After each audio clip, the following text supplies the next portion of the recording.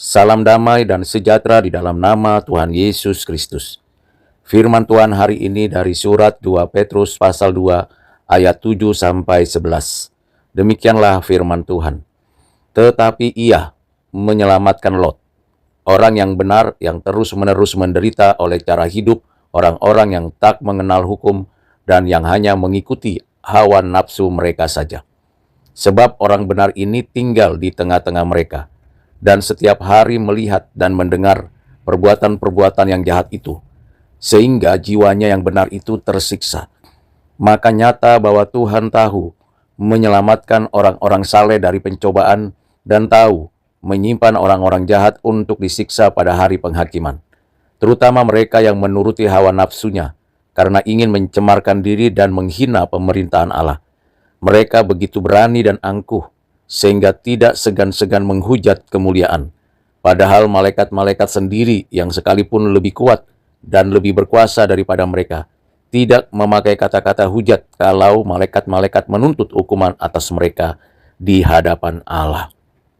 Berbahagialah kita yang menyimpan firman Tuhan, mengerti dan melakukannya dalam kehidupan sehari-hari. Saudara yang kekasih di dalam Kristus, ayat-ayat yang baru saja kita baca dari surat 2 Petrus 2 ayat 7 sampai 11 berada di tengah polemik keras Rasul Petrus terhadap guru-guru palsu yang merusak jemaat melalui ajaran dan kehidupan yang menyimpang.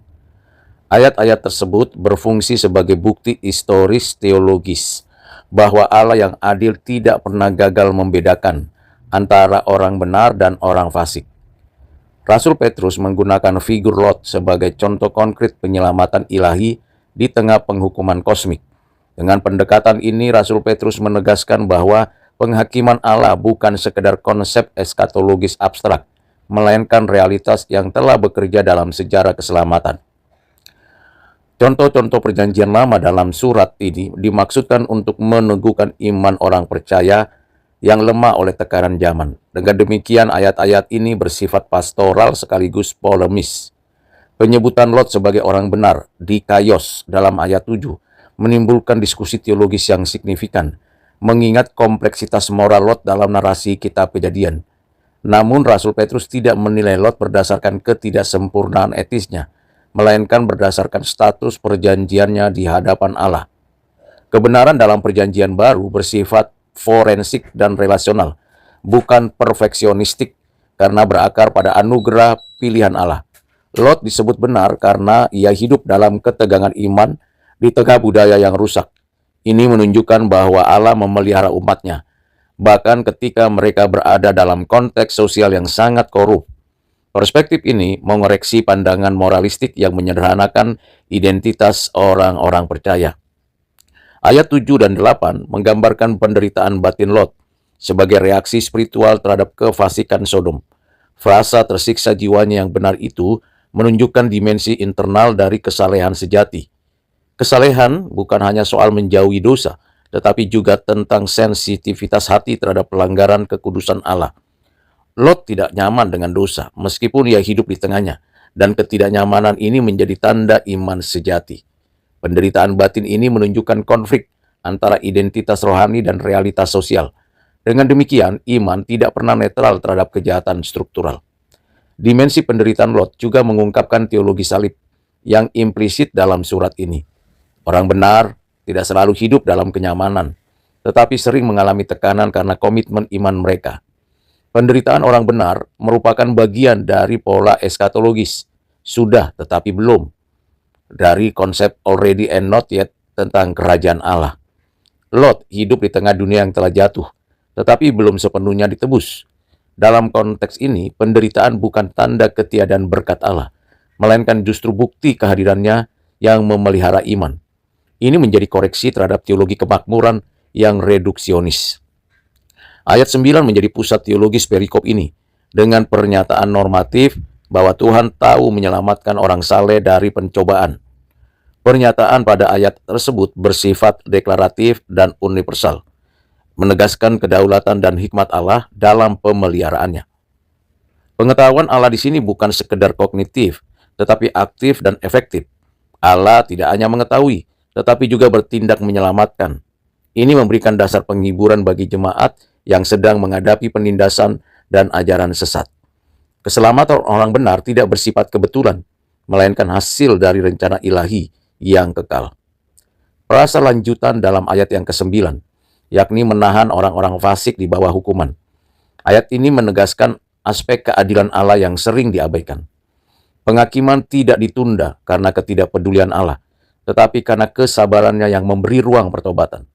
Kesabaran Allah bukanlah penangguhan keadilan, melainkan ekspresi kasih yang bertujuan eskatologis. Namun, kesabaran ini memiliki batas, dan penghakiman akan datang dengan kepastian. Ini menegaskan kepada kita keseimbangan antara kasih dan keadilan dalam karakter Allah. Saudara yang kekasih di dalam Kristus, ayat 10 dan 11 memperluas fokus kepada karakter dan kesombongan guru-guru palsu yang menjadi sasaran utama Rasul Petrus. Mereka digambarkan sebagai orang-orang yang mengikuti hawa nafsu dan meremehkan otoritas. Penolakan terhadap kemuliaan atau otoritas rohani menunjukkan sikap pemberontakan yang mendalam. Akar kesesatan bukan hanya kesalahan doktrinal, tetapi kesombongan hati. Ketika manusia menolak otoritas ilahi, mereka akan menciptakan standar kebenaran mereka sendiri. Dan ini merupakan ciri khas ajaran sesat sepanjang sejarah gereja. Perbandingan dengan malaikat dalam ayat 11 memberikan kontras etis dan kosmik yang tajam. Malaikat, meski lebih kuat dan mulia, tidak menghakimi dengan sembarangan, melainkan tunduk pada otoritas Allah. Ini menunjukkan bahwa kerendahan hati merupakan tanda ketaatan sejati. Sikap malaikat menjadi teladan etis bagi manusia dalam menggunakan otoritas. Guru-guru palsu sebaliknya bertindak melampaui batas yang ditetapkan Allah. Dengan demikian, kesesatan mereka bersifat ontologis dan etis sekaligus. Saudara yang kekasih dalam Kristus, struktur argumen dari Rasul Petrus dalam ayat-ayat yang sudah kita baca menunjukkan pola teologis yang konsisten. Allah menyelamatkan, Allah menghukum, dan Allah memelihara ketertiban kosmik. Ini mencerminkan doktrin providensia dalam teologi reformasi. Providensia bukan hanya pengaturan alam, tetapi juga sejarah moral dan rohani umat manusia. Tidak ada kejahatan yang berada di luar pengawasan Allah. Dengan demikian, iman Kristen memiliki dasar rasional dan spiritual yang kokoh dalam menghadapi realitas kejahatan. Secara spiritual, teks ayat-ayat ini memanggil pembaca untuk melakukan refleksi diri yang mendalam. Apakah penderitaan kita disebabkan oleh kesetiaan iman atau kompromi dengan dosa? Lot menderita karena ia tetap mempertahankan kepekaan rohaninya. Ini menjadi tantangan bagi gereja untuk tidak terbiasa dengan kefasikan. Spiritualitas Kristen sejati ditandai oleh kepekaan nurani yang terus diperbaharui oleh firman. Tanpa kepekaan ini, iman akan menjadi formalistik dan kehilangan daya profetisnya. Ayat-ayat ini juga menantang gereja, orang-orang Kristen, untuk memahami penderitaan dalam terang eskatologi. Penderitaan orang benar bukanlah akhir cerita, melainkan bagian dari proses pemurnian. Eskatologi Rasul Petrus bersifat etis, karena masa depan mempengaruhi cara hidup masa kini. Orang-orang percaya dipanggil untuk hidup kudus, bukan karena ketakutan semata, tetapi karena pengharapan akan pembebasan final. Dengan demikian, iman bersifat dinamis dan berorientasi ke depan. Dalam konteks polemik terhadap guru palsu, ayat-ayat yang sudah kita baca itu menegaskan pentingnya discernment teologis, di mana gereja tidak boleh naif terhadap ajaran yang tampak menarik tetapi merusak fondasi iman. Gereja harus terus kembali kepada otoritas Alkitab sebagai standar kebenaran. Tanpa fondasi ini, gereja mudah diseret oleh arus relativisme dan hedonisme. Discernment bukan hanya tugas pemimpin gereja, tetapi seluruh umat Allah. Saudara yang kekasih di dalam Kristus, secara pastoral, ayat-ayat yang sudah kita baca dari 2 Petrus 2 ayat 7-11 memberikan penghiburan yang mendalam bagi orang percaya yang merasa terasing. Lot adalah figur orang benar yang minoritas dan terpinggirkan, namun Allah tidak meninggalkannya. Ini menunjukkan bahwa kesetiaan tidak selalu menghasilkan penerimaan sosial, tetapi selalu berada dalam pemeliharaan Allah. Kita sebagai gereja dipanggil untuk menghibur dan menguatkan mereka yang menderita karena iman. Dimensi etis dari ayat-ayat tersebut juga sangat kuat. Penolakan terhadap otoritas dan penghinaan terhadap kemuliaan menunjukkan degradasi moral yang serius. Etika Kristen berakar pada pengenalan akan Allah yang kudus. Ketika ajaran dirusak, etika akan runtuh. Oleh karena itu, pemurnian ajaran merupakan tugas moral sekaligus teologis. Teks ini juga mengandung peringatan keras terhadap kesombongan spiritual. Guru-guru palsu digambarkan sebagai orang yang merasa bebas, tetapi sebenarnya berada dalam perbudakan dosa. Ini mengingatkan kita sebagai gereja untuk selalu bersikap rendah hati dalam pengajaran dan pelayanan, karena kesombongan adalah pintu masuk bagi penyimpangan. Disinilah spiritualitas Kristen sejati selalu berjalan seiring dengan kerendahan hati. Saudara yang kekasih di dalam Kristus, dalam kerangka kanonik, ayat-ayat ini beresonansi dengan tradisi nubuat perjanjian lama yang mengajarkan tentang keadilan Allah. Penghakiman atas Sodom menjadi paradigma universal tentang konsekuensi dosa kolektif. Namun, penyelamatan Lot menunjukkan bahwa anugerah Allah tetap bekerja di tengah penghakiman. Ini mengajarkan kepada kita bahwa sejarah keselamatan selalu bergerak dalam ketegangan antara anugerah dan keadilan. Secara teologis, ayat-ayat ini juga memperkaya pemahaman tentang pemilihan dan pemeliharaan Allah. Lot tidak diselamatkan karena keunggulan moralnya, tetapi karena kesetiaan Allah pada perjanjiannya. Ini sejalan dengan ajaran anugerah yang menjadi pusat teologi reformasi. Keselamatan bersifat inisiatif dari awal hingga akhir, di mana Allah yang bertindak, memulai, menjalankan, dan mengakhiri dengan prinsip yang seturut kehendaknya. Dengan demikian tidak ada ruang untuk kesombongan manusia. Spiritualitas yang lahir dari ayat-ayat ini bersifat realistis dan tangguh. Orang-orang Kristen dipanggil untuk hidup kudus di tengah dunia yang tidak kudus. Ini bukan panggilan untuk menarik diri, tetapi untuk tetap setia tanpa kompromi.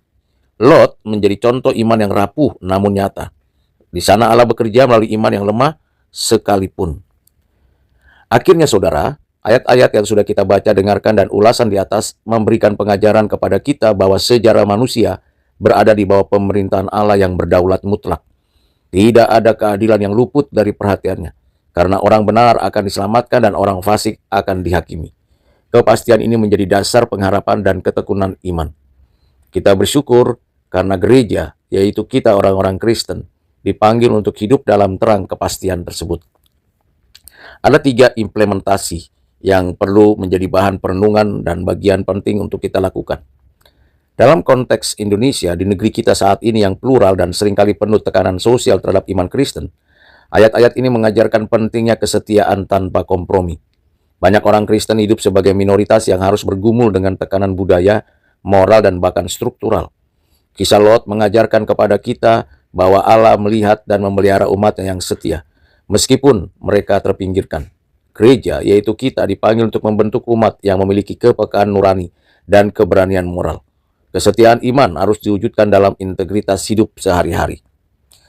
Selanjutnya, saudara, implementasi berikutnya ialah bagaimana ayat-ayat ini juga relevan bagi kita di negeri ini dalam menghadapi ajaran-ajaran yang mereduksi Injil Kristus menjadi sekedar sarana kesejahteraan atau kekuasaan.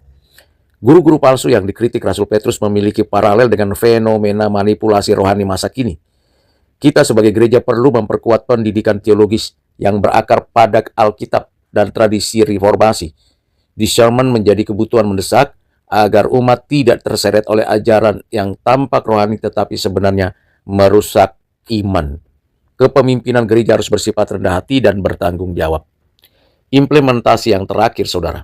Dari ayat-ayat tersebut, kita didorong untuk mengembangkan spiritualitas penderitaan yang sehat. Penderitaan karena iman bukanlah kutukan tetapi bagian dari panggilan Kristen. Dalam konteks ketidakadilan sosial dan intoleransi, orang Kristen dipanggil untuk tetap setia dan bersaksi dengan kasih. Pengharapan akan keadilan Allah memberikan kekuatan untuk bertahan dan melayani.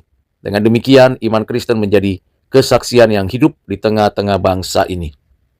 Kiranya dengan renungan dari firman Tuhan menolong kita menjadi orang-orang Kristen yang setia di dalam kesetiaan Allah dan hidup sesuai dengan rancangan dan kehendak Allah, menyaksikan dan memproklamasikan ajaran Kristus untuk selama-lamanya. Tuhan Yesus memberkati saudara sekalian. Amin.